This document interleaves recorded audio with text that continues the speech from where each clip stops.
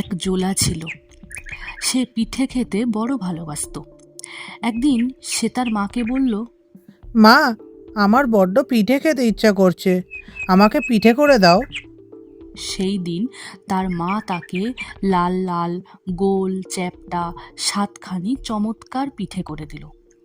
জোলা সেই পিঠে পেয়ে ভারী খুশি হয়ে নাচতে লাগলো আর বলতে লাগলো, একটা খাবো, দুটো খাবো, 7 বেটাকেই চিবিয়ে খাবো। জোলার মা বলল, খালি নাচবি যদি, তবে খাবি কখন? জোলা বলল, খাবো কি এখানে? সবাই যেখানে দেখতে পাবে সেখানে গিয়ে খাবো। বলে জোলা পিঠেগুলি নিয়ে নাচতে নাচতে বাড়ি থেকে বেরিয়ে গেল আর বলতে লাগলো, একটা খাবো, দুটো খাবো, 7 বেটাকেই চিবিয়ে খাবো। নমস্কার, আমি তৃষ্ণা। তৃষ্ণার গল্পের মাঝে পরিবারের পক্ষ থেকে আপনাদের সকলকে স্বাগত। আজ আমি এমন একজন লেখকের গল্প শোনাতে চলেছি, তিনি ছোট বড় আমাদের সকলের খুব প্রিয়। তিনি আমাদের সকলের প্রিয় সুকুমার রায়ের পিতা উপেন্দ্র কিশোর রায়চৌধুরী। চলুন আজকে সবাই মিলে কিছুক্ষণের জন্য ছোটবেলায় ফিরে যাই। সেই যে গরমের ছুটিতে গল্পের বই পড়ার দিনগুলোতে, যখন আমাদের কাছে মুঠোফোন ছিল না। আজকের গল্প জোলা আর 7 ভূত। চলুন শুরু করি। নাচতে নাচতে জোলা একেবারে সেই বটগাছটার তলায় চলে এলো, যেখানে হাট হয়। সেই গাছের তলায় এসে সে খালি নাচছে আর বলছে, একটা খাবো, দুটো খাবো, 7 বেটাকেই চিবিয়ে খাবো। এখন হয়েছে কি, সেই গাছে 7টা ভূত থাকতো। জোলা 7 বেটাকেই চিবিয়ে খাবো বলছে, আর তা শুনে তাদের তো বড্ডই ভয় লেগেছে। তারা 7 জনে গুটিসুটি হয়ে কাঁপছে আর বলছে, ওরে সর্বনাশ হয়েছে, ওই দেখ কোত্থেকে এক বিটকেল বেটা এসছে আর বলছে আমাদের 7 জনকেই চিবিয়ে খাবে। এখন এখন কি করি বলতো?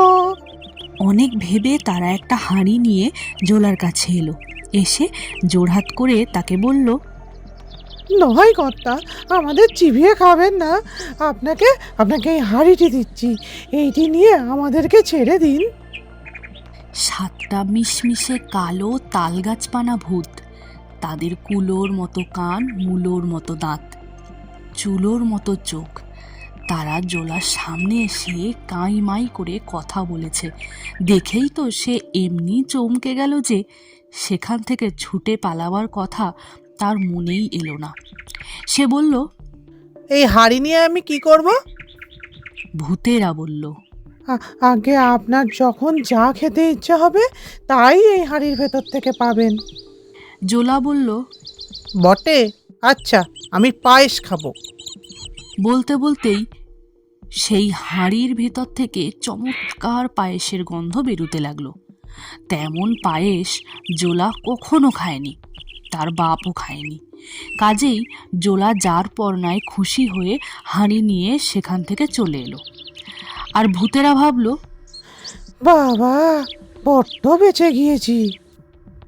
তখন বেলা অনেক হয়েছে আর জোলার বাড়ি সেখান থেকে ঢের দূরে। তাই জোলা ভাবলো, এখন কি করে এই রোদে বাড়ি যাব? বন্ধুর বাড়ি কাছেই আছে, এবেলা সেখানেই যাই, তারপর বিকেলে বাড়ি যাব এখন। বলে সে তো তার বন্ধুর বাড়ি এসেছে। সে হতভাগা কিন্তু ছিল দুষ্টু। সে জোলার হাঁড়িটি দেখে জিজ্ঞাসা করল, এই হাঁড়িটা কোত্থেকে আনলি রে? জোলা বলল, বন্ধু, এ যে সে হাঁড়ি নয়, এর ভারী গুণ। বন্ধু বলল, বটে, আচ্ছা দেখি তো কেমন গুণ। জোলা বলল, তুমি যা খেতে চাও আমি তাই এর ভেতর দিয়ে বার করে দিতে পারি। বন্ধু বলল, আমি রাবড়ি, সন্দেশ, রসগোল্লা, সরভাজা, মালপোয়া, পান্তুয়া, কাঁচাগোল্লা, ক্ষীরমোহন, গজা, মতিচুর, জিলিপি, অমৃতি, বরফি, চমচম এইসব খাবো। জোলার বন্ধু যা বলছে জোলার হাঁড়ির ভিতর হাত দিয়ে তাই বার করে আনছে। এসব দেখে তার বন্ধু ভাবল যে এই জিনিসটি চুরি না করলে হচ্ছে না। তখন সে জোলাকে কতই আদর করতে লাগলো। পাখা এনে তাকে হাওয়া করলো, গামছা দিয়ে তার মুখ মুছিয়ে দিল আর বলল, আহা ভাই, তোমার কি কষ্টই হয়েছে, গা দিয়ে ঘাম পড়ছে, একটু ঘুমাবে ভাই, বিছানা করে দেবো? সত্যি সত্যি জোলার তখন ঘুম পেয়েছিল, কাজেই সে বলল, আচ্ছা, বিছানা করে দাও। তখন তার বন্ধু বিছানায় তাকে ঘুম পাড়িয়ে তার হাঁড়িটি বদলে তার জায়গায় ঠিক তেমনি ধরনের আর একটি হাঁড়ি রেখে দিল। জোলা তার কিছুই জানে না। সে বিকালে ঘুম থেকে উঠে বাড়ি চলে এসেছে আর মাকে বলছে, দেখো মা, কি চমৎকার একটা হাঁড়ি এনেছি। তুমি কি খাবে মা? সন্দেশ খাবে? পিঠে খাবে? দেখো, আমি এর ভেতর দিয়ে সে সব বার করে দিচ্ছি। কিন্তু এ তো আর সে হাঁড়ি নয়, এর ভিতর থেকে সেসব জিনিস বেরোবে কেন? মাঝখান থেকে জোলা বোকা বনে গেল। তার মা তাকে বকতে লাগলো। তখন তো জোলার বড্ড রাগ হয়েছে, তার বন্ধু যে তাকে ঠকিয়েছে এ কথা তার মনেই হলো না। কাজেই পরদিন সে আবার সেই বটগাছতলায় গিয়ে বলতে লাগলো, একটা খাবো, দুটো খাবো, 7 বেটাকেই চিবিয়ে খাবো। তা শুনে আবার ভূতগুলো কাঁপতে কাঁপতে একটা ছাগল নিয়ে এসে তাকে হাত জোড় করে বলল, মশাই গো, আপনার পায়ে পড়ি, ছাগলটা নিয়ে যান, আমাদের খাবেন না? জোলা বলল। ছাগলের কি গুণ? ভূতেরা বলল, ওকে সুড়সুড়ি দিলে ও হাসে আর মুখ দিয়ে খালি মোহর পড়ে। অমনি জোলা ছাগলের গায়ে সুড়সুড়ি দিতে লাগলো আর ছাগলটাও হিহি করে হাসতে লাগলো আর মুখ দিয়ে ঝরঝর করে খালি মোহর পড়তে লাগলো। তা দেখে জোলার মুখে তো আর হাসি ধরে না। সে ছাগল নিয়ে ভাবল যে এ জিনিসটি বন্ধুকে না দেখলেই নয়।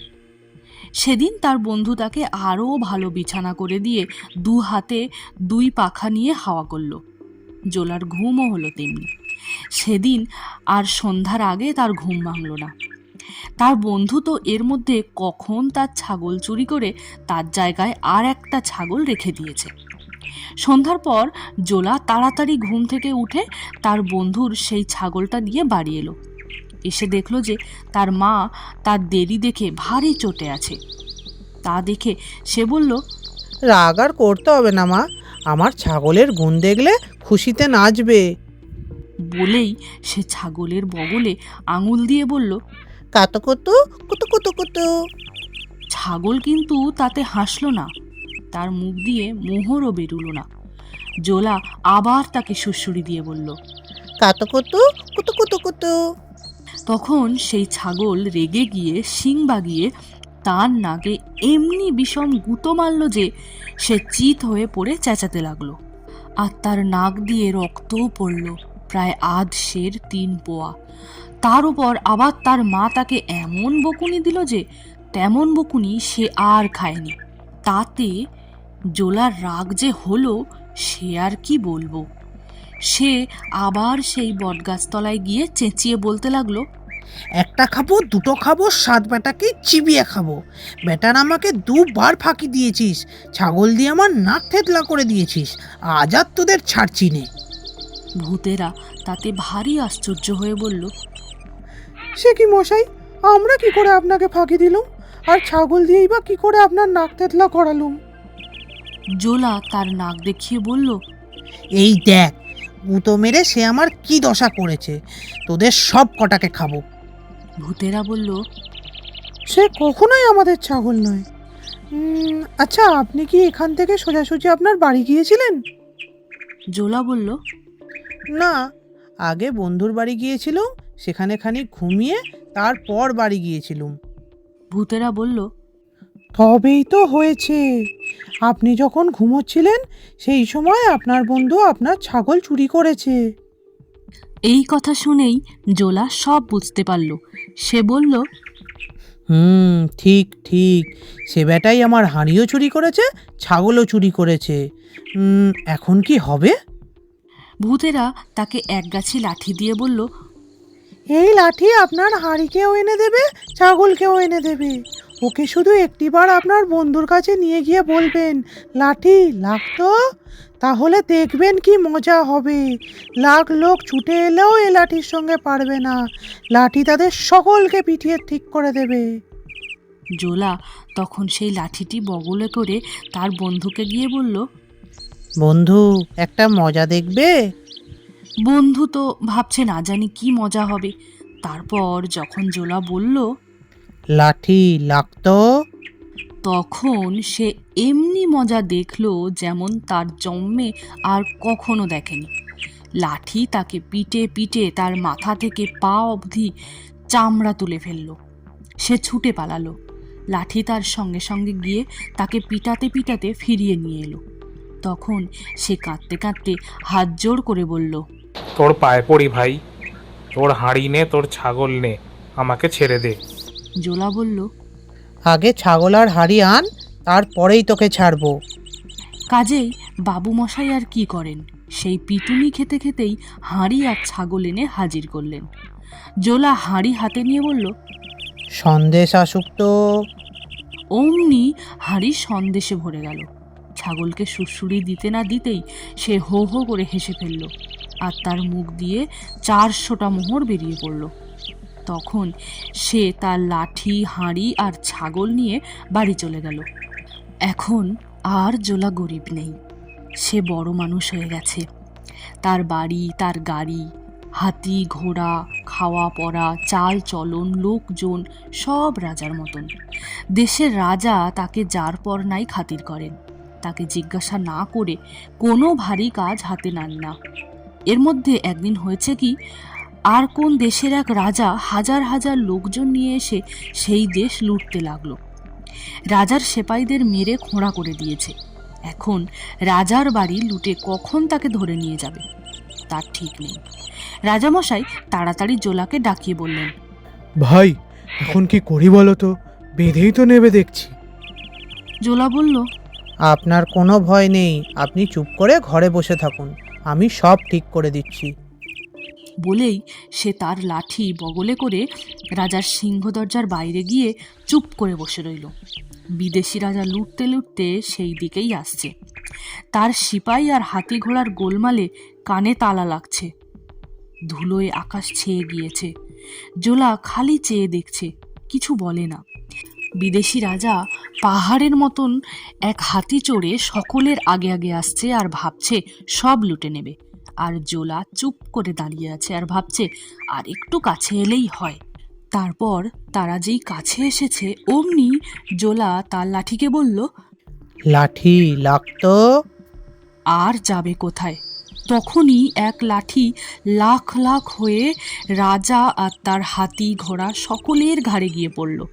আর পিটুনি যে কেমন দিল, যারা সে পিটুনি খেয়েছিল তারাই বলতে পারে। পিটুনি খেয়ে রাজা চেঁচাতে লাগলো আর বলল, আর না বাবা, আমাদের ঘাট হয়েছে, এখন ছেড়ে দাও, আমরা দেশে চলে যাই। জোলা কিছু বলে না, খালি চুপ করে চেয়ে দেখছে আর একটু একটু করে হাসছে। শেষে রাজা বলল, তোমাদের যা লুটেছি সব ফিরিয়ে দিচ্ছি, আমার রাজ্য দিচ্ছি, দোহাই বাবা ছেড়ে দাও। তখন জোলা গিয়ে তার রাজাকে বলল, রাজামশাই সব ফিরিয়ে দেবে বলেছে, আর তাদের রাজ্যও আপনাকে দেবে বলেছে, আর বলেছে দোহাই বাবা ছেড়ে দাও। এখন কি হুকুম হয়? রাজামশাইয়ের কথায় জোলা তার লাঠি থামিয়ে দিল।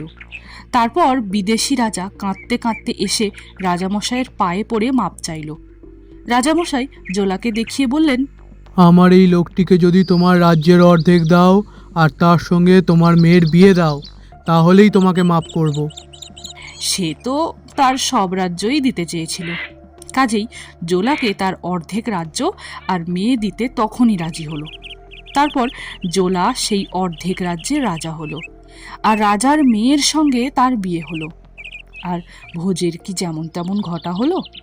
সে ভোজ খেয়ে যদি তারা শেষ করতে না পেরে থাকে, তবে হয়তো এখনো খাচ্ছে। সেখানে একবার যেতে পারলে হতো। জোলা, সাতভূত এবং রাজার চরিত্রে ছিলেন সৌভিক শীল। জোলার বন্ধুর চরিত্রে ছিলেন অর্জুন সামন্ত। জোলার মায়ের চরিত্রে এবং গল্প পাঠে ছিলেন তৃষ্ণা সামন্ত। আজকের গল্প এখানে শেষ। আপনাদের সঙ্গে আবার দেখা হচ্ছে কোনো এক নতুন গল্পের মাধ্যমে। আর হ্যাঁ, আপনারা যদি চান আপনাদের ইচ্ছে মতো কোনো গল্প শুনতে, তবে অবশ্যই কমেন্ট করবেন, চেষ্টা করব শোনাবার। ততক্ষণে লাইক, কমেন্ট এবং চ্যানেলটি সাবস্ক্রাইব করে আমাদের পাশে থাকবেন, বন্ধুদের সাথে শেয়ার করবেন। ধন্যবাদ।